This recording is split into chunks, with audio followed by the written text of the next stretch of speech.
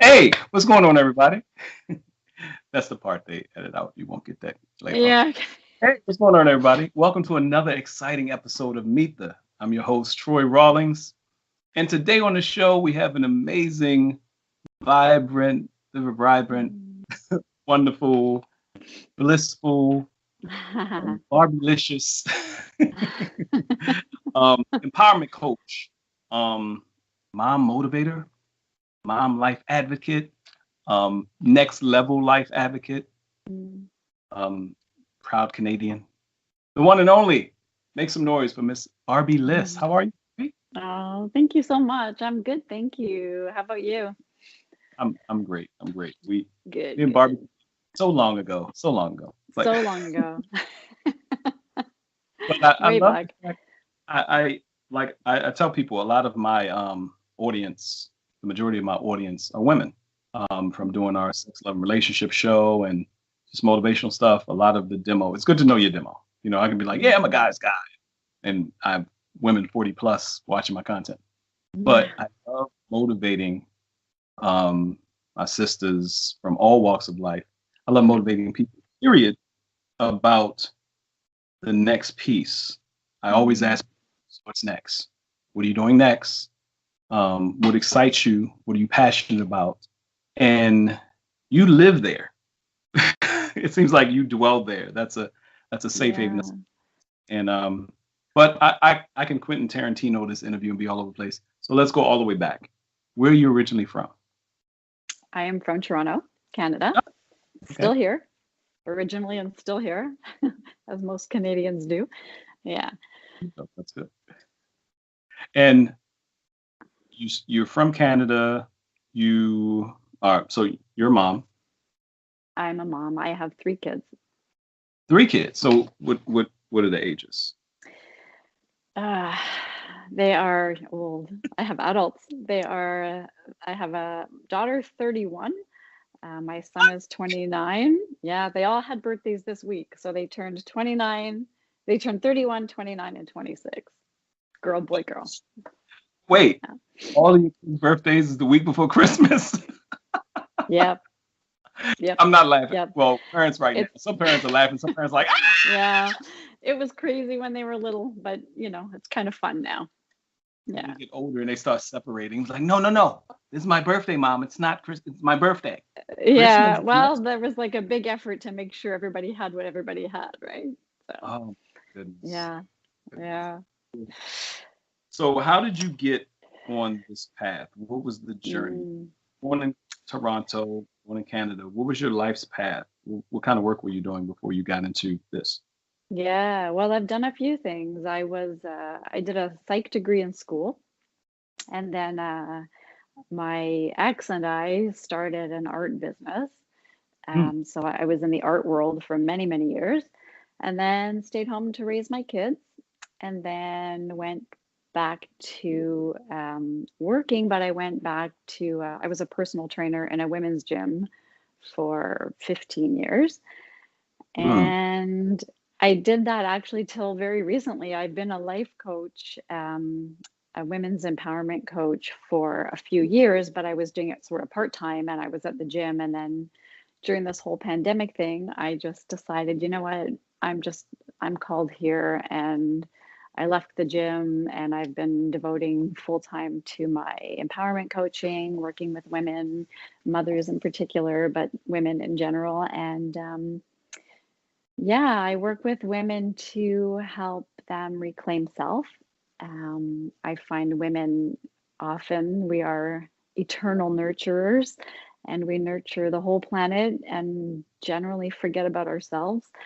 And leads to through life stages, you kind of forget about who you are. And I know in my own experience, many times, but like, especially an example would be like when my kids were grown and moved out and that empty nest thing. And you kind of stand there going, like, so now who am I? Right? And we kind of lose who we are. We hold so many roles. We're mom and we're partner and we're daughter and we're a friend, and we kind of lose a bit of self along the way. So I work with women to help reclaim that, to re-empower them to live purposefully and fulfilled and, refuel themselves when often are depleted. This pandemic has been crazy for everybody, so depletion's a big one. And Um, you mentioned something key that a lot of people may hear and not fully take. How did you know? I take it you were doing some coaching already with your training and things like that. It kind of goes holistic. Oh, let's do the mm, training, nutrition, how you feel. How did you know you were called? What? How did you know you were called to this? Like, if you don't do this, something. mm. Yeah. Yeah, I love that question.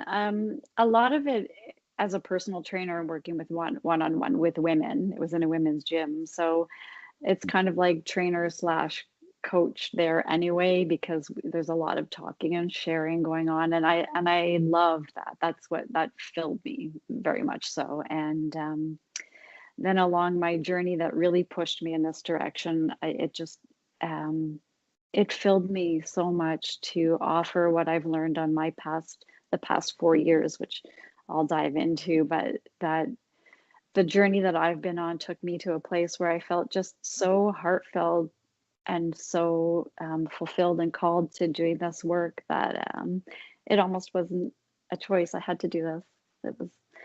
That's This my was a twist. why. Right. Yeah, And you yeah. talk about that on your page, your site. Hmm. I'm big on color. I'm a mushy guy. I'm Hmm. I'm big on colors and how colors make you feel. You know, Hmm.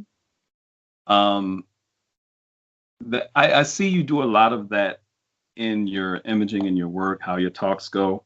I'm not sure if, well, I know now you're not having any retreats or anything, but it seems like you're that perfect person to set an atmosphere where people can de- Yeah, I de-stress. try to. I'm a Reiki practitioner and an energy healer, and I think all that comes into my coaching as well. So, and my journey the past few years, which I guess I'll dive into, but that took me on a very spiritual healing path for myself. So all of that comes into my work as well. So I try to create a very safe, loving, nurturing space to dive in and reclaim that goddess that was supposed to be there the whole time and got kind of caught up in life, like who were you before life happened? And in a really safe, empowering way. So it's not really like diving into everything that's wrong, but more about empowering everything that's right. It's got a Right, much more positive approach. But right. I love that. yeah, yeah, I No, was going to dive into a little bit. The journey that took me really, that pushed me onto this path was the 4 years ago in the summer of 2016. My youngest daughter, who was 21 at the time, was raped by a stranger. And that launches into a journey for everybody, really. Like her story it's her story to tell, but I think we can all kind of, it's not an easy journey post rape to bring yourself back to anything. And her journey, as a result of her journey, I had a journey because I was her support and her, my world just kind of, everything else kind of went away, and my purpose and my sole focus was in her survival. And that's a journey, and it's a journey that I offer a lot of now too, in supporting moms who are supporting kids, because it's kind of a lonely journey. Your focus is on your child, and people are inquiring about your child, and they should be, because people should be inquiring about my child. But I found, like, really nobody asked how I was, and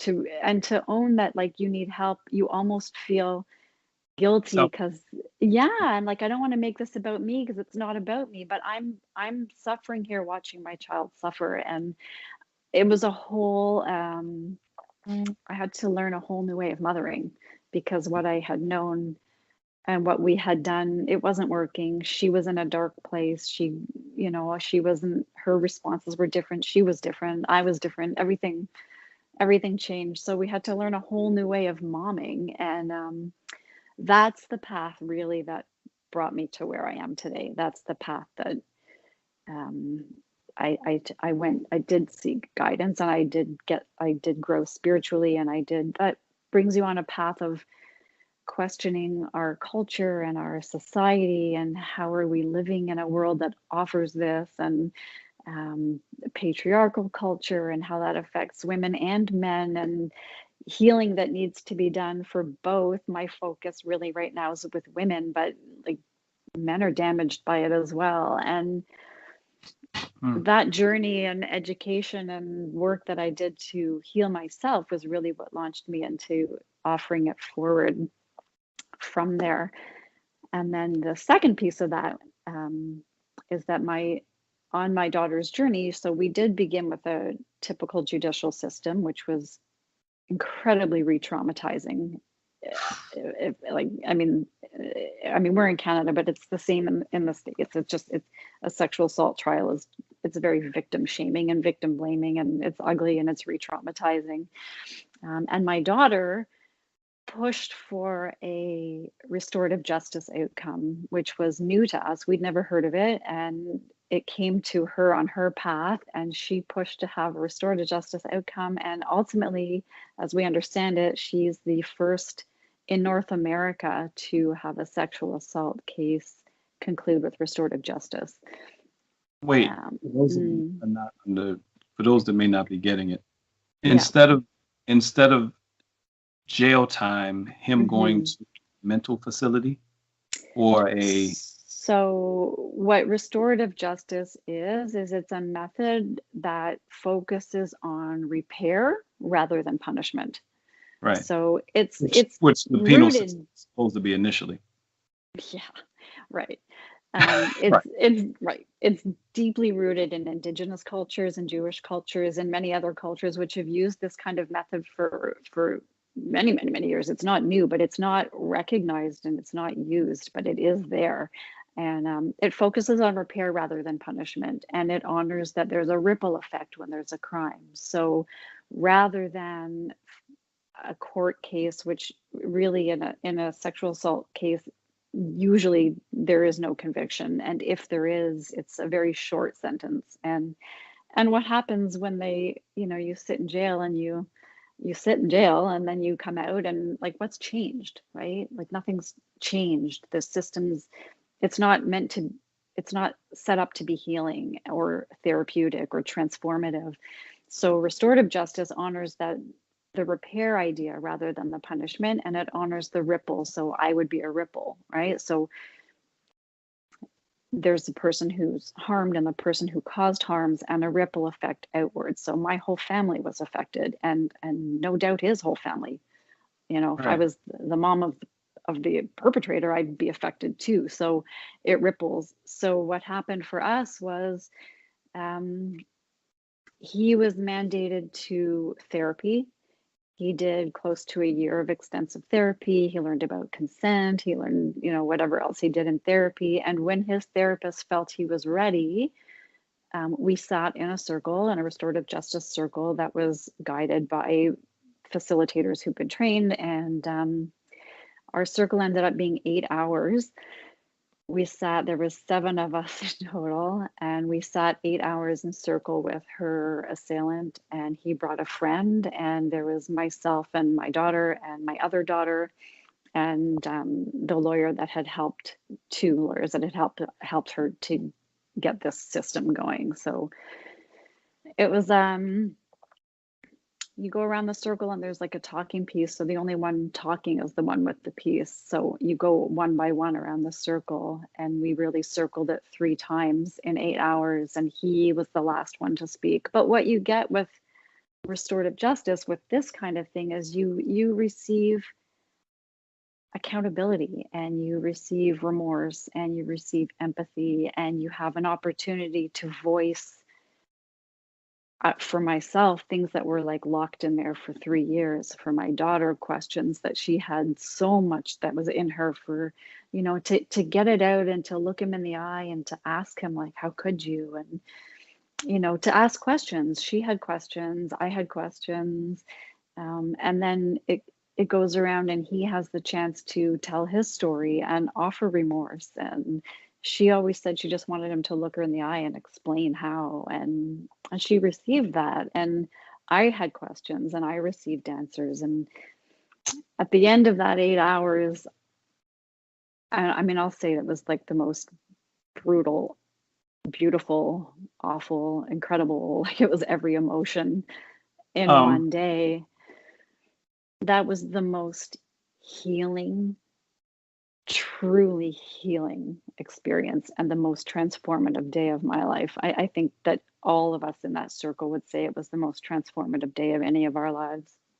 That's what healing is. Our justice system doesn't give that, and through, I mean, I guess there's, if you can jump in if you want to, but I'm gonna like all of no, that whole. I'm just going to say that I couldn't, I'm sitting here pushing back tears.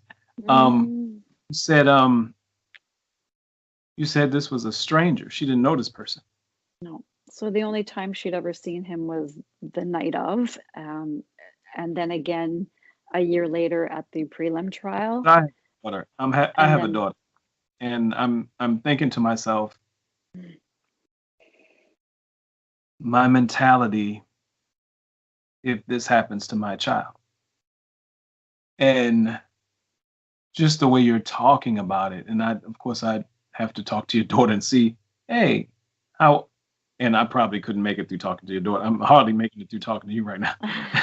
um, and I've never heard of that in that sense. This wasn't a date rape. This wasn't somebody she knew. This was a stranger. And your daughter offered to have restorative Mm. justice. So, I mean, this is, I guess we both learned along the journey. And then when I say that the past 4 years have been transformative for me, like I'm not the same person I was 4 years ago at all. My beliefs, my being, like everything about me has shifted because of that. And what you really, people would say to me, like, weren't you angry? Weren't you? Well, and I said this in our circle too, like when I said, was I angry with my first, I said to him, I wasn't angry. And then I thought, no, that's not true. I was angry, but I didn't have time to think about that I was angry with him because my daughter was struggling to survive. So that's Right. really all that I was focused on. And along our healing journey, I couldn't give him much thought. It wasn't, I didn't, there was no time for it. So by the time I did give him some thought, I had come to such a belief that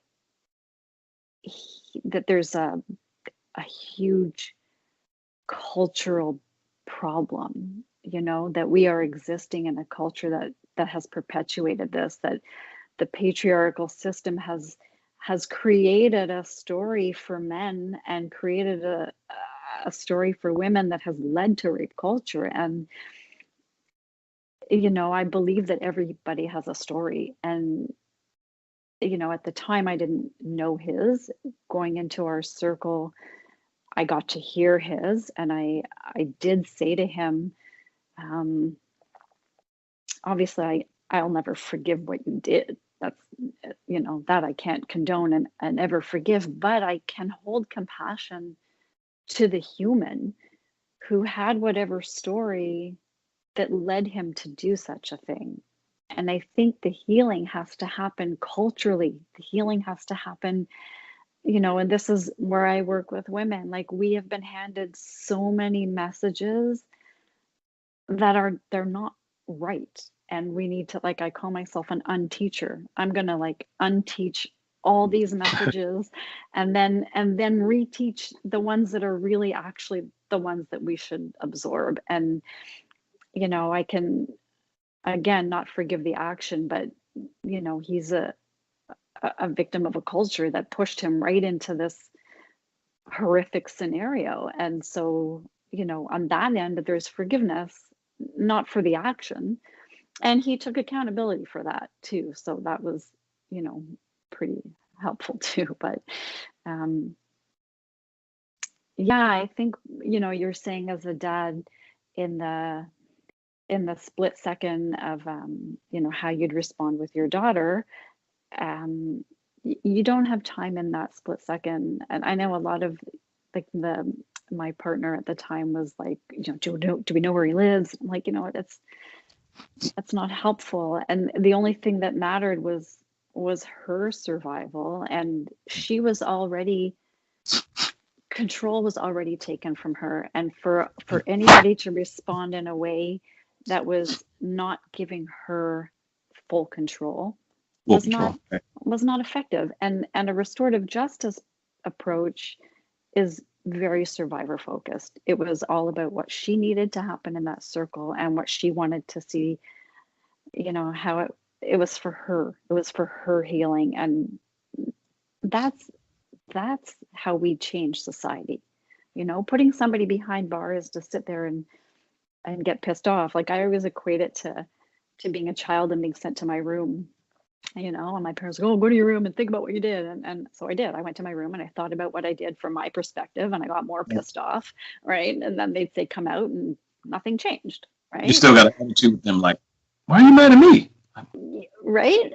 But so, when it was my kids, and I would send them off to like cool down for a bit, and then I'd go back and say to them, like, so what was that? What happened there? And to restorative justice takes more of that approach, a chance to like, hey, here's what you did, and here's why it's not cool, and here's maybe what you could do instead. And then, like this human, like her perpetrator, like he's a transformed person, and he's probably one day gonna, change lives for young men coming forward to teach them a better way. And to me, this is how we heal society. This is how we change a pattern of. I'm trying to make it through this interview, y'all. It's hard. I was asking before somebody, it's a brief interruption, technical difficulties. I was asking before that, how do you feel that your daughter was changed after it, or did it help at all? Absolutely. That was healing. I think the 7 of us that sat in that circle were changed that day. That was highly transformative for all of us. And my daughter's she's my hero. She's like a warrior. She's also in the field of coaching today. She works with sensuality and sexual trauma often. And she and I offer retreats together. We do a women's retreat every year. We're both in the work of healing for women and for society, and both advocating for restorative justice, because I think I walked out of that, I thought that her rape and the journey that I took after that was the most life-changing, and it was like the most life-changing thing for me. But our circle that day was truly a transformative day. We walked out of there and we knew this was bigger. It was bigger than me. It was bigger than her. It was a message that had to be. People were healed. People were changed. People were transformed. People were, the humans were honored and heard and offered empathy and compassion and healed. This is the only way we can heal our planet,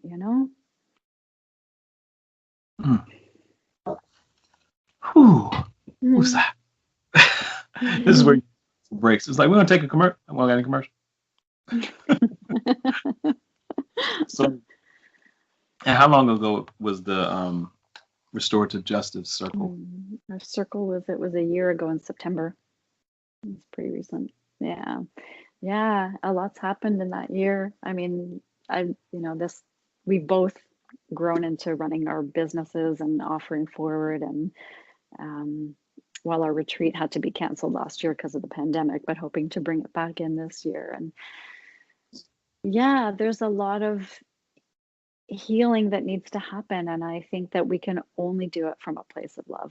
That's it. I heal through love, and I think if we're going to heal this culture and our society and our world and our humanity, it's got to be done through love. When my father passed away, wonderful guy, but had drug situations, alcohol. But his wife at the time, after he passed, and I agreed, said a quote, the worst thing and that he ever done to anybody was the things he did to himself. He was a wonderful man out.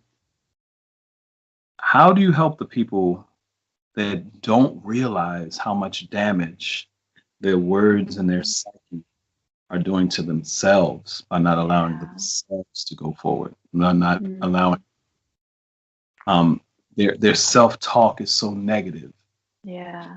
Why are you doing that? Oh, you messed up again. And instead of, all right, you got this. I was talking to a friend of mine, and she coaches herself on the work project she needs to finish. I'm like, all right, Karen, go. Yeah. But as far as the self-love piece, the mechanism seems weird. How do you help people that haven't, because of past damage, because of whatever? Yeah. As adults, these women don't have the mechanism to turn on the voice of love. They don't have the. How do you help them? What's a key thing that you can do? I think that self-love is the key to all of it for all of us everywhere. And I think that we've been in a culture that's perpetuated so much self-loathing that we've forgotten how to self-love. So I do a lot of work on self-love and noticing, like, usually by the time someone's come to me, they're ready to look at their story, and I talk about their story. So what is it that's going to trigger you, and let's go back to where that came from. When do you first remember that? And let's look at the story that you were given as a child, from your parents, from TV, from teachers, like, this is the message you were given. And what did you absorb in a message that was maybe the wrong message? Right. Right. And how can we offer a different perspective of that? And, I would say, like with you, for example, like with your dad, I would say to you, like, do you forgive your dad? Can you step outside of your little boy Troy who was hurt by his dad, and now look at him and say, like, my dad was a human he was in pain. Yeah, I got a chance. Pain. But my mother has to do that when they were alive. And so undoing it, I would go back and let's see, like, by usually the person who's coming to me is already ready to step into that path, so we can look at the story that we've, everybody has a story that we've built, and I always say, like, you're the author of your story, and you can't change a circumstance, but you can edit, like, our chapter titles are handed, right? Here's your book, here's the chapter titles, but you get to write them. Right. So let's go back and look at, like, chapter 1, chapter 2. Let's look at what happened, and let's see if we can, like, edit and tweak. Like, when your mom did this and this, what was the message you received? And was that really the right message? Right? Maybe there was a different message, and we can rewrite and bring you back to a place of, like, that's the path that we're going to take to self-love. And let's vision forward. Who do you see yourself as in your perfect mind's eye? Like, how do we get back to her? That's our journey, is like that self-reclamation, right? No, that's powerful. I never heard it put like that. It's like you have the story there, and especially being a writer, I know what rewrites and edits are. It's like, okay, but how can you're literally going back and changing the perception of what that situation was. Exactly. Because perception, I'm realizing more and more about life is perception dictates everything. You're looking at the homeless person that's happy-go-lucky. Hey man, how you doing? Hey, everything all right, man? All right. It's like, I'm so happy. He's happy, he's homeless. But to him, he's like, you know what? Another day. And you don't know the story that the message that we absorb as kids. And I've had this conversation with my kids, and they'll come up with a memory, and they tell me their memory, and I'm like, wow. My memory is different. My example of that is, like, if I put down, like, a wine bottle between the two of us, and I say to you, okay, Troy, describe the wine bottle, and you go, well, it's like this beautiful label with, like, trees and a vineyard and, like, blah, and then I say, no, it's just like words. It's a bunch of words, because I'm getting the other side of the bottle, right? The truth is, there's a wine bottle, but we're both seeing it completely different. So our perspective of that wine bottle, it's the same wine bottle, but our perspective's different. So you could be the little kid who went in the kitchen to ask your mom a question and she was like crazy busy and she like shooed you out of the kitchen and she thought nothing of it. She was busy and you took it to mean my mom doesn't want me here. Then the next day something else happens and you start building this story that may or may Mm, not be true, mm, right? So let's go back. Let's go back and look at the messages that you absorbed that built this whole foundation of a story that might not even, it may not have been the actual story. It might have been something else and you perceived it that way. I So tell you let's, guys all the time, if you see me writing, you should be writing. Go back and look at the story from a different perspective. And that's yeah. why it's phototherapy. That's why it's good to have somebody that's a coach that can walk Mm, things, because you can go back and look. Um, yeah. And it'll then we're going burn. to go forward. Then we're going to go forward. Then we're going to like make vision boards and we're going to say, like I say to them, how do you see future you? Where are you going to be in 5 years or 10 years? And how do you see that? And what are we going to do to get there? And that's like, I focus more on the reclamation. Our first few sessions might be like picking back, but I want to go forward. I want to like Right. vision forward and what's holding you back, right? What's holding you back? How are we going to get you there? Right? Yeah. Yeah. That's good. Yeah. That's good stuff. And yeah, it's one of those. Mm, And I knew earlier. I yeah. said, we have to talk. If she talks about that situation, that's gonna take me out. But it wasn't that. That part was upsetting, kind of sad. But Mm, when we started talking about the restorative justice circle, mm, yeah, because I could envision myself, and I've had situations like that. You're younger and you're church group or something, and something happens, and you're a part of the situation, and but or what I really there were times of men's fellowship or different things we had where they were open air. When I do my events, I've been doing a sex, love, relationship taboo talk tour for 16 years. I love helping men and women communicate better in love. love So that. it started as circles and raw and cut. Mm. Any question you want. Let's go raw. I'm a comedian, so it's based on that. We're having fun. And some of the realest conversations came out of that. Yeah, And same scenario, that tribal circle, that that's safe right. haven circle. What happens in this circle stays in this circle. That's a very indigenous thing. And a lot of people That's have right. gotten away from so um that's powerful. So I know you do coaching. People can get in Hmm. touch with you, and all of Barbie's information gonna be below in the YouTube link, IG link, whatever. Don't hesitate. Don't go into next year and Yeah, not get in touch with Barbie. It's that's good when right. you got somebody to talk to. Just she seems like anything you say to her, you're like, but he crazy, Barbie. Okay, I know he's crazy. What about you? You're crazy right now.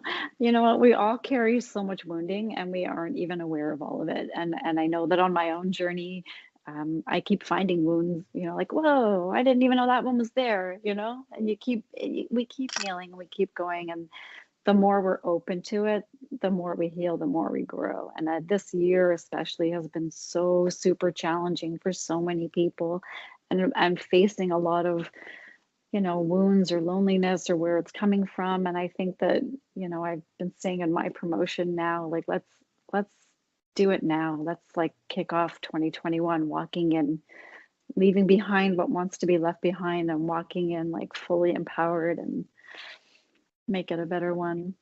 Yeah, I mean, we're here. Like Yeah. we're the remnant of, like, I've lost people, friends this year. My Yeah. mom passed. Oh, Um, sorry. Yeah. yeah, thank you so much. And she Yeah. was sick, and I was at a good place with her, but it's like, some relationships are gone forever, and some people are not here. And it's like, if we're here, there's always a time when we're here. We make it through a year. That's really what New Year's celebration is supposed to be like. Like, my father's birthday was December 31st, New Year's Mm. Eve. I We call it Joy Day. I got to make sure I have he always wore a suit and a brim. So I got to get me a brim that I can wear in a suit and make Yeah. sure I'm celebrating, because he was just a phenomenal. His spirit was so good, but and inside, he suffered from depression for years. But on the Yeah. outside, that's Dell. Mr. Dell's fun. He's And how many people, and for me to bring that full circle, to think about how many mothers, like until I became a single parent, until I had my daughter, most of the time until I had her, I did not understand fully how we say strong, and we throw strong around a lot, but strong a lot of times insinuates that that person doesn't need help. So I don't want to say I love but it. because I know sisters, and I call all women sisters, black, white, whatever. I know sisters that have 3 kids. They're single mother to 3 kids. In some cases by 3 different men. And they're doing it. And they Yeah. have a sense of just doing what they do. Yeah. And you're looking at them on this side now. I look at them before, it was like, oh, hey, he was going to come out. And, you know, you don't know what it took for that person to go out. Like I'm having an event and I see them there. Do you know what it took for this person to get out the house? Yeah. Yeah. And I think that I love that you mentioned that about strength, because that's a big one in our society, that we're led to believe, like, stand up, brush it off. And I thought that forever, like I'm the strong one. And to me that meant I can do anything. I'll stand up, brush it, I'll deal with it. It'll be fine. I'm okay. I'm okay. I'm okay. And I think when after my daughter was raped, I guess about 8 weeks in, and I'm feeling like I'm not so okay, but I'm holding my kid up, right? So it's like that mother with the car, she holds the car up so her baby won't, right? And I'm like holding the car up, but I'm sinking. And I think it was the first time in my life that I ever reached out to a friend and said, like, I'm I'm not. not okay. I'm not okay. And that's when I went to get help. And that's when I realized, like, it's not strength to stand up and brush it under the rug. What strength is actually dealing with it, right? That takes so much strength to step into your shadow work and to like heal your wounds and rise above it. That is what strength is. So seek help. If you feel you're not okay, strength isn't owning it. Strength isn't dealing with it. Strength is not in pretending you're fine. And for Right. all those moms that you see out there doing it, like sometimes we should all check in and go like, hey, are you okay? Like ask the mom, because no one asked me when I was going through that with her. Nobody said to me, how are you? Right? Right. Because you have the same, you're human. You have the same feelings. I want to kill the Yeah. world. My daughter got hurt. I Yeah. want to, I want to blow something up. It was like, Yeah. whoa, And I'm not okay. And I'm ask. watching her suffer. I'm watching my daughter struggle between wanting to survive or not. And I'm not okay watching that. And I'm supporting her and it's killing me. And I can't respond because she can't see my response. And nobody's there going, Be strong for her. right, while I'm coming apart. You, I don't know the young lady's name. You may. There was the young lady who started the Vagina Monologues, Mm-hmm. and I, I think she has a TED Talk. So if you guys get a chance to look up the TED Talk, and I think she says it in the TED Talk that everything in society is trying not to get emotional. Everything in society is trying to kill the little girl in all of us. Yeah. And she starts breaking down how, and I had to be mindful of this with my daughter.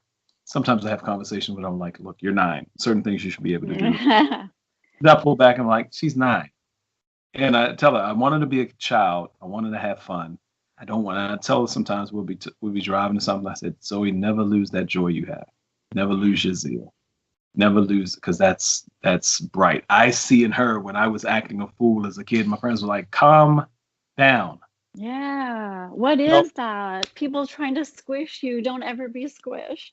right? Cause I'm like, Zoe, calm down. She's like, I was like, I said, oh, let's take a walk. I said, that's my fault. We haven't been Yeah. outside. Especially now.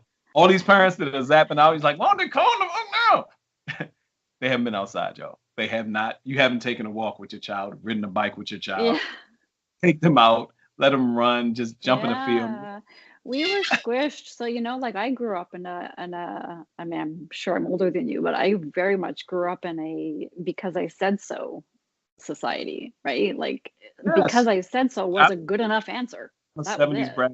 Came out in right? 45. Yes, yeah, Right. it's yeah. So, right, because I said so was an answer. So we didn't question a whole bunch. right? Right. And because I said so wasn't always a good answer, and I always use like, we didn't question. And we were squished so much. We were like to be seen and not heard, and because I said so was okay. So like voices were squished. My Mm, voice was squished because my parents didn't want to hear what I had to say. They gave an answer because I said so, and that's it. And I didn't have a chance to voice how I felt. So it gets squished, yeah, right? it's hard. I've had to, and I'm a communicator. That's Yeah. what I'm good at. So if I can't communicate with my daughter or my spouse or anybody, Yeah. something's wrong. So Yeah. I'm like, my brother must, So I'll tell my daughter. By the time I'm telling her to go, it's funny because me telling my daughter to go in the corner gets the same response I used to give my mother when I knew she was about to take a spell on me. She was like, "Oh yeah, go upstairs." No, no, wait, ma, wait, and I'm like, stand in the corner, Daddy.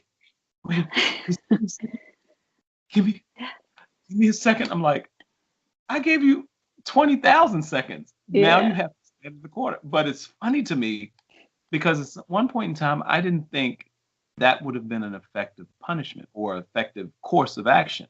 But after I Right. do it now, I go out and I sit down and talk. I'm like, look, Daddy's not good with feeling this way. And then let's talk. Talk to me. You're not going to get in trouble. Right. Talk. Exactly. You want them to be able to have a voice.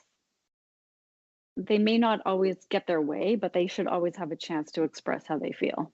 That's how I did it with my kids too. I think that, you might not always have your way, but your voice should matter. I should at least hear how you feel and honor it. Right. Yeah. So it's a part of the things that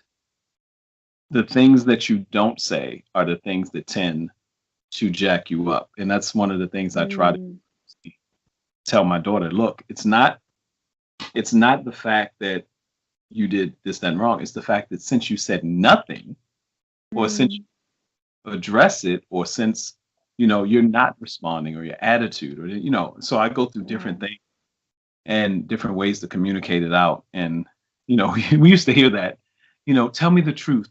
If you tell me the truth, you won't get in trouble. Yeah. Yeah. Right. Yeah. You tell them, Yeah. okay, Yeah. and you can see him like it's like steam coming out their ears. Like, Yeah, okay, but I think the conversation's so important. Our kids need to know, and that's a restorative justice approach, right? To have empathy, to have accountability, to have voice, to let them be heard, because feeling that you've been heard is mm, healing right away, right? Even if she tells you something, if your daughter says to you, like, this is why I did it, Daddy, and you're like, this is like so not okay. She feels already she's healing because she at least was heard. Right? And then you can say to her, "Okay, I hear you, doll. I hear you, and I understand that this is where you were going, but here's why it's not going to work." right. Right? That's transformative. Mm, That's transformative instead of because I said so, that's it, and then you go off and you're just pissed off. And that's when we perpetuate that cycle of hurt people instead of, being more transformative and healing. right. Amazing. Amazing, Mm. Barbie. Barbie Liss. Okay. Talk to you for I'm gonna call for my sessions. He's like, you talking to a guy? Not really. He's but he interviews me. Yeah, Barbie good. Liss. No, so how can people, and I want people, anybody who's watching this, Mhm. this is a basic step. Emailing or reaching out or following Barbie Liss on Instagram. Simple. Yeah. Saying hello. Simple. Barbie liked something on my LA Radio Now page, the radio station page. And I saw her and I was like, I don't recognize her. I went and saw what she was doing. And I was just talking to a friend last night about her developing her voice, podcast recordings, and me helping to produce that. And some of the things she mentioned was about spirituality and women. She wants women to feel comfortable in their own skin, and she's into guns and she likes this. And I don't want people to feel judged if they're just getting into what they're into. And I was like, you got a lot of good stuff here. And I'm listening to her and I'm like, I know it's good. I'm getting chills talking about it, but I'm listening to her. So when I saw what you were doing, I was like, oh, this is kind of in line with what I'm Mhm. saying. So I don't believe in coincidence. So if you have something like this, your resource, you're watching this, and you know you're holding all this stuff on you. You know, when you look up, you feel lonely because you've cleared the way. Or when you look up, you feel like you're overwhelmed all the time, but it's just what I got to do. You know, hit up, hit up Barbie, hit up Mhm. Barbie, say, hey, I saw the interview. I thought it was great. And I'm hurting, whatever's going to be, however it comes out, say it, you know what I'm saying? She's on Eastern Standard Time in Toronto, Canada, and doing some amazing stuff. Tell people how to get in touch with you. Yeah, thank you. Yeah, Instagram is always easy. It's at underscore Barbie Liss. I'm on Facebook as well, Barbie Liss. You can shoot me an email. It's barbie@barbieliss.com. Those are probably the easiest ways. For sure, Instagram is probably the quickest way. And yeah, I am here. I'm available. I'm happy to have a conversation. If this wants to continue, or you feel like you need some guidance back to yourself, I am here. I am honored to hold space. Yeah, thank Awesome. you. Awesome. Sorry for breaking down so much. No, it's Like, a, I don't it's a, have to share. I I'm like, know. so I'm glad I keep certain things on my media desk so I can just grab. Hold on one second. Yeah. Oh, no, so appreciate this platform and this space to share. I do. Thank you. No, amazing. Thank you for the work you're doing. Continue doing it. Thank you for taking time out today. Thank you. I got to talk to you today, and Mhm. I value when people do that and make it happen because obviously somebody needs it. And Yeah. thank you for this. We'll talk to you soon. Thanks, Troy. Thank you so much. Bye bye.